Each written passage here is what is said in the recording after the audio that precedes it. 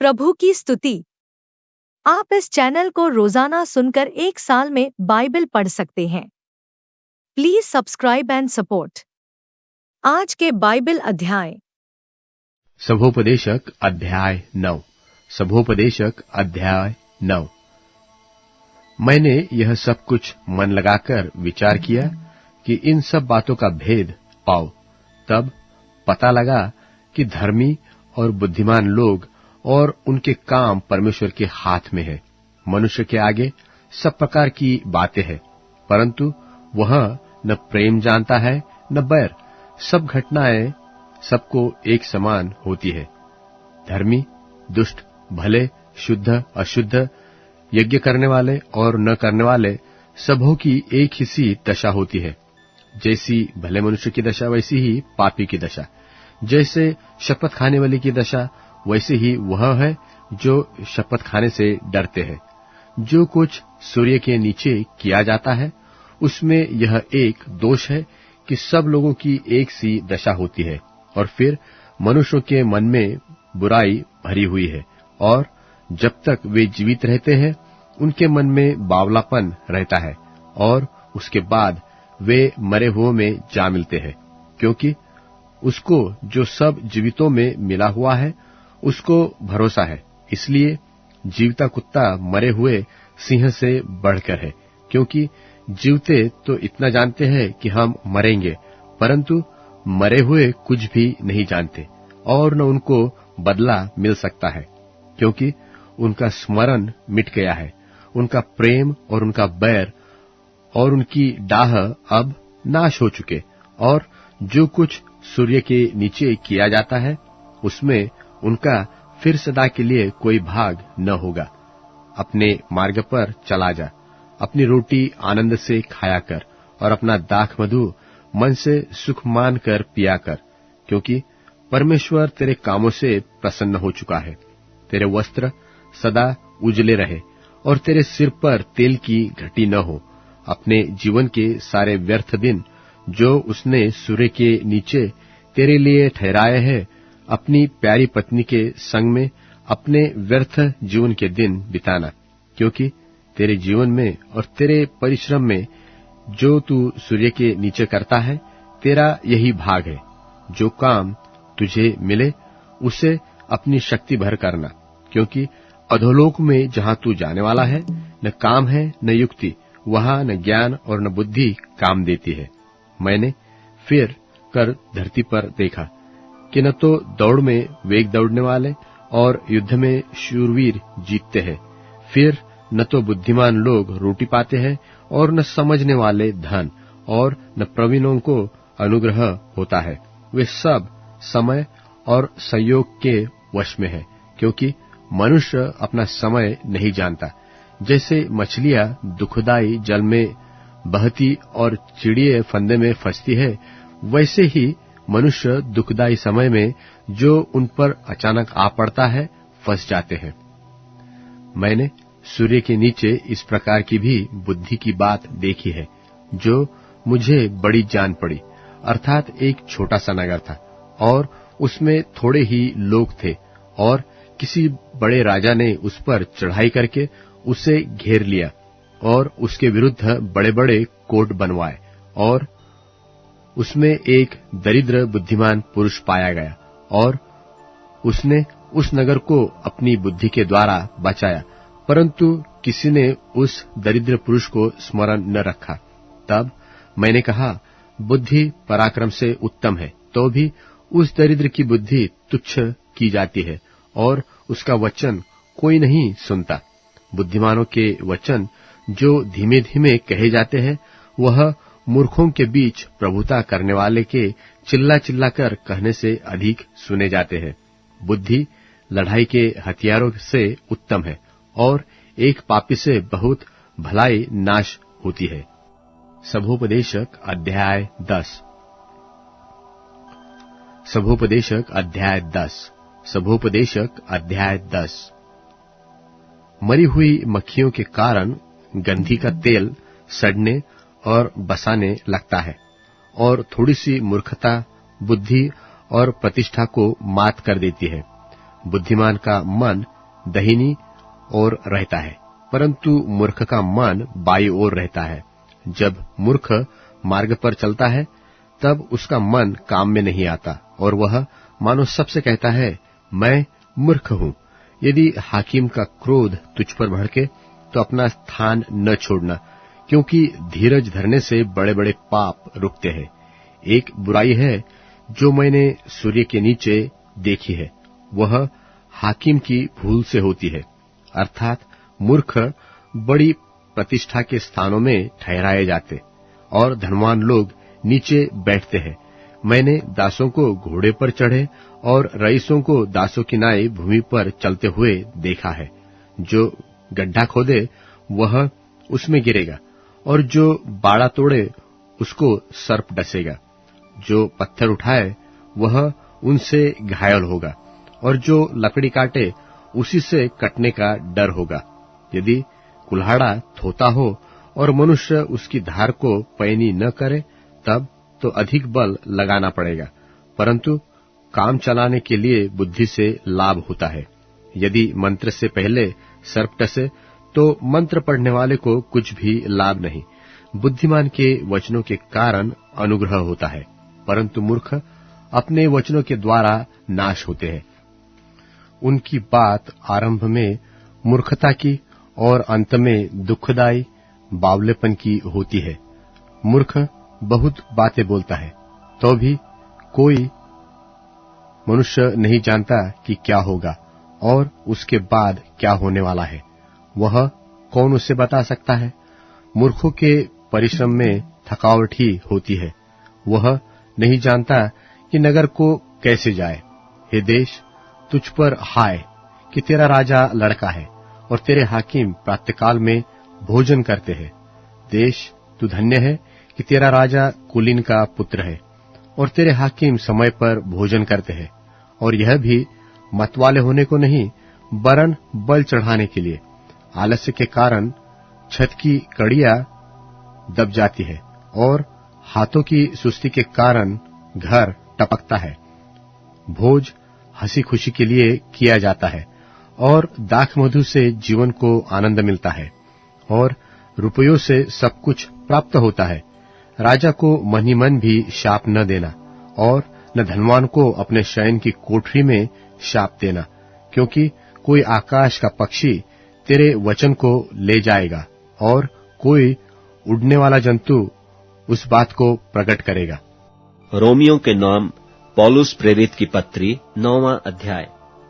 मैं मसीह में सच कहता हूँ, झूठ नहीं बोलता, और मेरा विवेक भी पवित्र आत्मा में गवाही देता है कि मुझे बड़ा शोक है और मेरा मन सदा दुखता रहता है, क्योंकि मैं यहाँ तक चाहता था कि अपने भाइयों के लिए जो शरीर के भाव से मेरे कुटुंबी हैं, आप ही मसीह से शापित हो जाता। वे इस्राएली हैं और लेपालकपन का हक और महिमा और वाचाएं और व्यवस्था और उपासना और प्रतिज्ञाएं उन्हीं की हैं। पुरखे भी उन्हीं के हैं और मसीह भी शरीर के भाव से उन्हीं में से हुआ, जो सबके ऊपर परम परमेश्वर युगानुयुग धन्य है। आमीन। परंतु यह नहीं कि परमेश्वर का वचन टल गया, इसलिए कि जो इस्राएल के वंश हैं वे सब इस्राएली नहीं, और न इब्राहिम के वंश होने के कारण सब उसकी संतान ठहरे, परंतु लिखा है कि इसहाक ही से तेरा वंश कहलाएगा। अर्थात शरीर की संतान परमेश्वर की संतान नहीं, परंतु प्रतिज्ञा के संतान वंश गिने जाते हैं। क्योंकि प्रतिज्ञा का वचन यह है कि मैं इस समय के अनुसार आऊंगा और सारा के पुत्र होगा। और केवल यही नहीं, परंतु जब रिबका भी एक से अर्थात हमारे पिता इसहाक से गर्भवती थी और अभी तक न तो बालक जन्मे थे और न उन्होंने कुछ भला या बुरा किया था, कि उसने कहा कि जेठा छुटके का दास होगा, इसलिए कि परमेश्वर की मनसा जो उसके चुन लेने के अनुसार है, कर्मों के कारण नहीं परंतु बुलाने वाले पर बनी रहे। जैसा लिखा है कि मैंने याकूब से प्रेम किया परंतु एसो को अप्रिय जाना। सो हम क्या कहें? क्या परमेश्वर के यहाँ अन्याय है? कदापि नहीं, क्योंकि वह मूसा से कहता है, मैं जिस किसी पर दया करना चाहूं उस पर दया करूंगा, और जिस किसी पर कृपा करना चाहूं उसी पर कृपा करूंगा। सो यह न तो चाहने वाले की न दौड़ने वाले की, परंतु दया करने वाले परमेश्वर की बात है। क्योंकि पवित्र शास्त्र में फिरौन से कहा गया कि मैंने तुझे इसीलिए खड़ा किया है कि तुझ में अपनी सामर्थ्य दिखाऊं और मेरे नाम का प्रचार सारी पृथ्वी पर हो। सो वह जिस पर चाहता है उस पर दया करता है, और जिसे चाहता है उसे कठोर कर देता है। सो तू मुझसे कहेगा, वह फिर क्यों दोष लगाता है? कौन उसकी इच्छा का सामना करता है? हे मनुष्य, भला तू कौन है जो परमेश्वर का सामना करता है? क्या गढ़ी हुई वस्तु गढ़ने वाले से कह सकती है कि तूने मुझे ऐसा क्यों बनाया है? क्या कुम्हार को मिट्टी पर अधिकार नहीं कि एक ही लौंदे में से एक बर्तन आदर के लिए और दूसरे को अनादर के लिए बनाए? तो इसमें कौन सी अचंभे की बात है कि परमेश्वर ने अपना क्रोध दिखाने और अपने सामर्थ प्रकट करने की इच्छा से क्रोध के बर्तनों की, जो विनाश के लिए तैयार किए गए थे, बड़े धीरज से सही, और दया के बर्तनों पर, जिन्हें उसने महिमा के लिए पहले से तैयार किया, अपने महिमा के धन को प्रकट करने की इच्छा की, अर्थात हम पर, जिन्हें उसने न केवल यहूदियों में से वरन अन्य जातियों में से भी बुलाया, जैसा वह होशे की पुस्तक में भी कहता है कि जो मेरी प्रजा न थी उन्हें मैं अपनी प्रजा कहूंगा, और जो प्रिया न थी उसे प्रिया कहूंगा। और ऐसा होगा कि जिस जगह में उनसे यह कहा गया था कि तुम मेरी प्रजा नहीं हो, उसी जगह वे जीवते परमेश्वर की संतान कहलाएंगे। और यशायाह इस्राएल के विषय में पुकार कर कहता है कि चाहे इस्राएल की संतानों की गिनती समुद्र के बालू के बराबर हो, तो भी उनमें से थोड़े ही बचेंगे, क्योंकि प्रभु अपना वचन पृथ्वी पर पूरा करके धार्मिकता से शीघ्र उसे सिद्ध करेगा।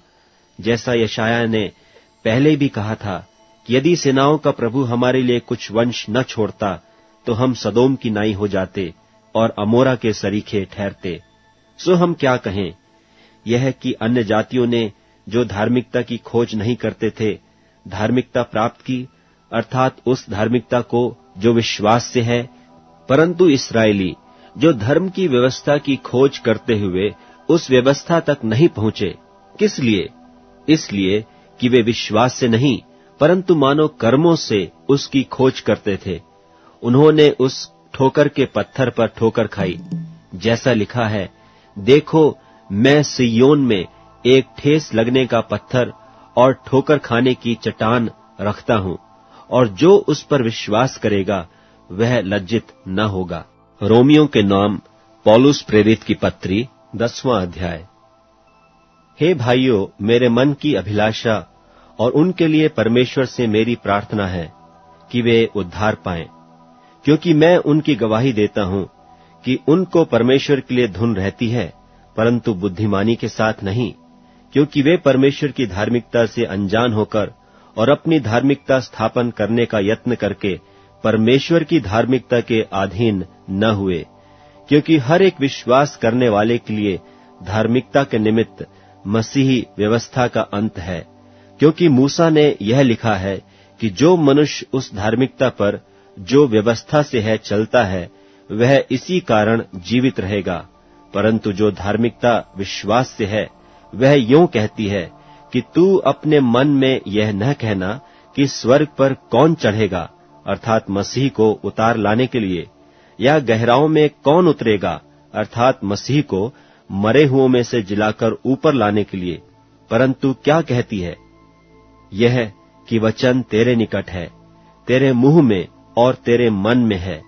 यह वही विश्वास का वचन है जो हम प्रचार करते हैं कि यदि तू अपने मुंह से यीशु को प्रभु जानकर अंगीकार करे और अपने मन से विश्वास करे कि परमेश्वर ने उससे मरे हुओं में से जिलाया, तो तू निश्चय उद्धार पाएगा। क्योंकि धार्मिकता के लिए मन से विश्वास किया जाता है और उद्धार के लिए मुंह से अंगीकार किया जाता है। क्योंकि पवित्र शास्त्र यह कहता है कि जो कोई उस पर विश्वास करेगा वह लज्जित न होगा। यहूदियों और यूनानियों में कुछ भेद नहीं, इसलिए कि वह सब का प्रभु है और अपने सब नाम लेने वालों के लिए उदार है, क्योंकि जो कोई प्रभु का नाम लेगा वह उद्धार पाएगा। फिर जिस पर उन्होंने विश्वास नहीं किया वे उसका नाम क्यों कर लें, और जिसकी नहीं सुनी उस पर क्यों कर विश्वास करें, और प्रचारक बिना क्यों कर सुने, और यदि भेजे न जाएं तो क्यों कर प्रचार करें। जैसा लिखा है कि उनके पांव क्या ही सुहावने हैं जो अच्छी बातों का सुसमाचार सुनाते हैं, परंतु सब ने उस सुसमाचार पर कान न लगाया। यशायाह कहता है कि हे प्रभु, किसने हमारे समाचार की प्रतीति की है। सुविश्वास सुनने से और सुनना मसीह के वचन से होता है। परंतु मैं कहता हूं, क्या उन्होंने नहीं सुना? सुना तो सही, क्योंकि लिखा है कि उनके स्वर सारी पृथ्वी पर और उनके वचन जगत की छोर तक पहुंच गए हैं। फिर मैं कहता हूं, क्या इस्राएली नहीं जानते थे? पहले तो मूसा कहता है कि मैं उनके द्वारा जो जाति नहीं तुम्हारे मन में जलन उपजाऊंगा, मैं एक मूढ़ जाति के द्वारा तुम्हें रिस दिलाऊंगा। फिर यशायाह बड़े हियाव के साथ कहता है कि जो मुझे नहीं ढूंढते थे उन्होंने मुझे पा लिया, और जो मुझे पूछते भी न थे उन पर मैं प्रकट हो गया। परंतु इस्राएल के विषय में वह यह कहता है कि मैं सारे दिन अपने हाथ एक आज्ञा न मानने वाली और विवाद करने वाली प्रजा की ओर पसारे रहा। भजन संहिता अध्याय 54। भजन संहिता अध्याय 54। हे परमेश्वर, अपने नाम के द्वारा मेरा उद्धार कर और अपने पराक्रम से मेरा न्याय कर। हे परमेश्वर, मेरी प्रार्थना सुन ले, मेरे मुंह के वचनों की ओर कान लगा, क्योंकि परदेशी मेरे विरुद्ध उठे हैं और बलात्कारी मेरे प्राण के ग्राहक हुए हैं। उन्होंने परमेश्वर को अपने सन्मुख नहीं जाना। देखो, परमेश्वर मेरा सहायक है। प्रभु मेरे प्राणों के संभालने वालों के संग है। वह मेरे द्रोहियों की बुराई को उन्हीं पर लौटा देगा। हे परमेश्वर, अपनी सच्चाई के कारण उन्हें विनाश कर। मैं तुझे स्वेच्छा बलि चढ़ाऊंगा। हे यहोवा, मैं तेरे नाम का धन्यवाद करूंगा, क्योंकि यह उत्तम है, क्योंकि उसने मुझे सब दुखों से छुड़ाया है और मैं अपने शत्रुओं पर दृष्टि करके संतुष्ट हुआ हूँ। अब Amazon music, tune in, Spotify और YouTube म्यूजिक में उपलब्ध है। Please follow it.